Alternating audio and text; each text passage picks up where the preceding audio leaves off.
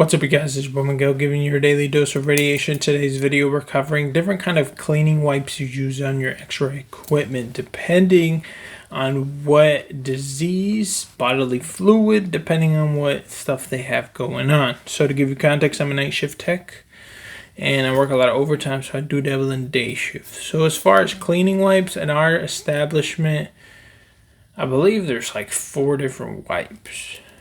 So there's one wipe it's like a gray wipe. That one is used for like skin contact one. So usually anyone who does like ultrasound, that's a kind of wipe because the probes and stuff. There's that wipe. That one is for like skin type. Like you're gonna be doing it. Like that one is the gray wipe. I'm not sure the name of that one. And then we have a purple wipe. That one is usually the one we use for almost everything.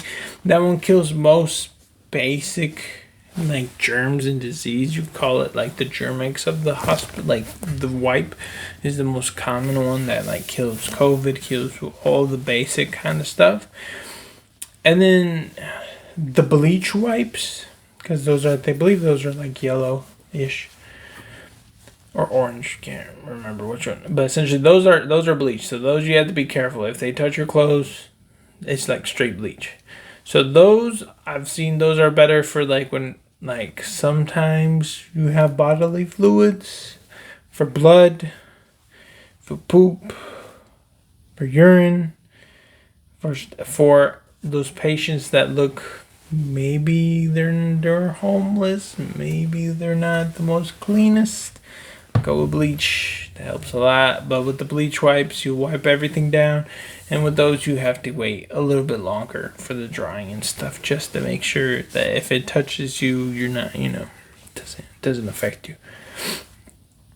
And then the other ones are just like basic like hand wipes, like for both the patients or us to use depending.